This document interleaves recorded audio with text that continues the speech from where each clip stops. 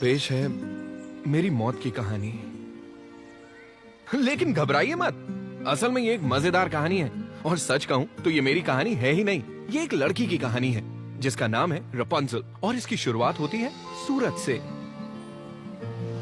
एक समय की बात है, सूरज की किरणों से एक छोटी सी बूंद स्वर्ग से गिर पड़ी और इस छोटी सी बूंद से निकला एक जादुई सुनहरा फूल। उसकी खासियत ये थी कि वो किसी भी मरीज या जख्मी को ठीक कर सकता था। ओह, उस बुढ़िया को देख रहे हो?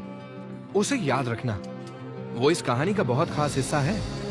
तो हजारों साल बीत गए और एक नदी के किनारे एक राज्य बस गया।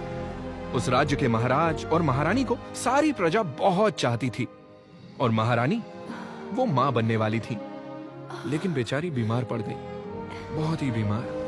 उनके पास ज्यादा समय नहीं था और ऐसे समय में लोग चाहते हैं कि कुछ चमत्कार हो जाए, और इस कहानी का चमत्कार है वो जादुई फूल।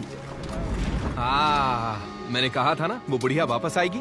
बात ये है कि ये औरत जिसका नाम है मदर गॉथल, इसने अपनी जवानी को हजारों साल तक बचाकर रखने के लिए उस फूल की जादुई खासियत को किसी के साथ नहीं बांटा, और अब बस उसे एक जादुई मंत्र गाना था। खुल जाओ फूल, खिल जाओ, अपनी जादुई शक्ति दिखाओ।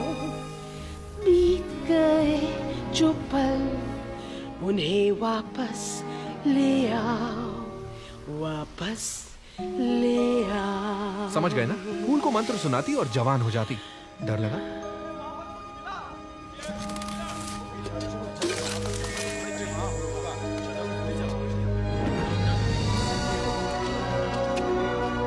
मिल गया।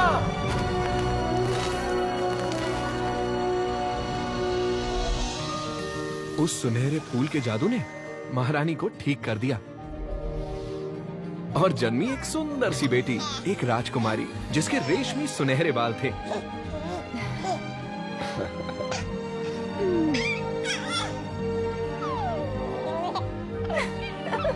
जानते हो ये बच्ची कौन है? ये है रपुंज़ल। उसके जन्मदिन के मौके पर महाराज और महारानी ने आसमान में एक कंदील छोड़ा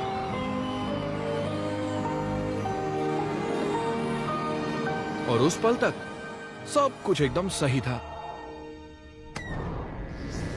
लेकिन सिर्फ उस पल तक। खुल जाओ फूल, खिल जाओ, अपनी जादुई शक्ति दिखाओ। बीत गए जो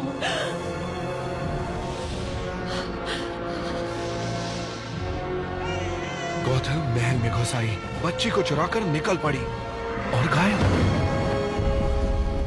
उस राज्य के सभी लोगों ने राजकुमारी को बहुत ढूंढा, लेकिन वो नहीं मिली, क्योंकि दूर घने जंगल में एक गुप्त मीनार में गॉथल उसे अपनी बेटी की तरह पाल रही थी। हो गया, लौटा दो सब कुछ जो था मेरा, जो था मेरा।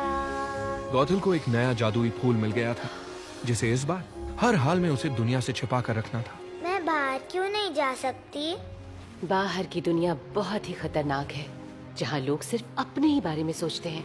तुम यहीं रहोगी जहाँ तुम्हें कोई खतरा नहीं, समझी मेरी नन्ही कली? हाँ माँ। लेकिन उस मीनार की दीवारें सब कुछ नहीं छिपा सकती थीं। हर साल राजकुमारी के जन्मदिन पर महाराज और महारानी आसमान में हजारों कंदील छोड़ते थे, इस उम्मीद में कि एक दिन उनकी खोई हुई राजकुमारी जरूर लौट आएगी।